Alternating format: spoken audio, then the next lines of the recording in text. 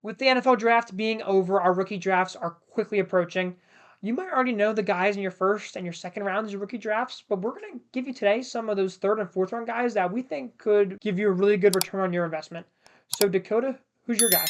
Yeah, so my guy, I talked about him before the draft as a pre-draft sleeper, Javon Baker, the receiver out of UCF. He just got drafted to the Patriots in the fourth round. I think that is secretly a good landing spot. The Patriots took Jalen Polk in the second round, and I personally think that Javon Baker is a better prospect than Jalen Polk.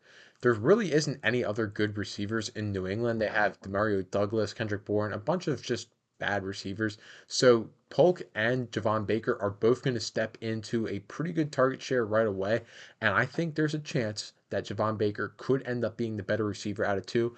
Historically, that's not what the numbers say. The numbers will back Polk more than Javon Baker, but there is outliers, and I think Javon Baker could be one of those outliers. He had a really good production profile in college. He had a really good yards per route run, really athletic. He was a really exciting, slept on prospect coming out of college. And I think he steps into a really good situation where he could excel right away. And you're getting him at a much cheaper rate than Jalen Polk is. And if you're getting a better player potentially at a much cheaper rate, obviously we're going to want to do that. Again, the numbers are against Javon Baker, but I think Javon Baker could be an outlier and eventually take over that wide receiver one role. I think it's a big ask for Javon Baker to do, being that he's a day three guy, but I think he's got the talent. I think he's better than Jalen Polk. There's definitely a big opportunity for him to do it. I'm excited that he got that landing spot. Jeff, who was your sleeper? Hey guys, 88% of you are not subscribed. It would really help us out if you could drop us a sub.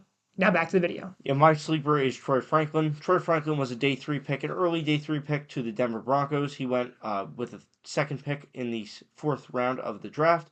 The big thing here is that he has an opportunity to command a lot of targets in the Broncos offense. There's question marks about Cortland Sutton, his future with the Broncos. They brought in Josh Reynolds via free agency on a cheap deal. Marvin Mims didn't prove to be anything too special last year. This, Troy Franklin has a clear path to targets in his rookie season. Most importantly, he's back with Bo Nix. Peyton valued Troy Franklin enough to trade up for him in the fourth round to pair him with his former college quarterback in Bo Nix. During their last year of college ball, they teamed up for over 1,400 yards, 14 touchdowns, and Franklin had 3 yards per route run. He had good analytical numbers in college. Hopefully, this could translate into the NFL. Sean Payton said that he's going to use him a lot as a Z receiver, the second receiver on the outside. So he really likes his speed and his ability to get open off the line of scrimmage. Hopefully, this stuff translates into the NFL and he can be a good piece on your roster. If you can get Troy Franklin at any point in the third round of your rookie drafts, I would do it for the upside that he has going into the year. Dalton, who do you have as your sleeper? So my sleeper only applies if you're in a tight end premium league. So if you're not in a tight end premium league, don't listen. But I'm going to take Jatavion Sanders, right? He got drafted in the first pick in the fourth round to the Carolina Panthers. Offense, which we are pretty excited about. We think Bryce Young is going to finally have his breakout season. He was absolutely woeful last year, but we think he can finally turn it around. We love the head coaching hire. We also like that they brought in players like Deontay Johnson, Xavier Legette, who we don't love him, but they're still trying to give Bryce Young options. And the main thing is, in a tight end premium, tight ends don't have to be that good to produce, right?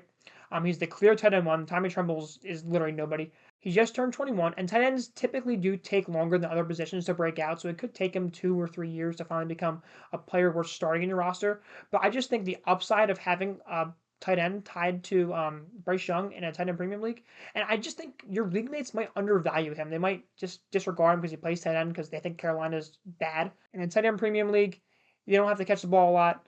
He's going to catch the ball. He's decently athletic. We're taking him in the mid third, late third round of rookie drafts, and we're pretty happy about that. Hope you learned something. Hope you dominate your rookie drafts. If you do, make sure to like the video and subscribe, and we'll see you in the next one.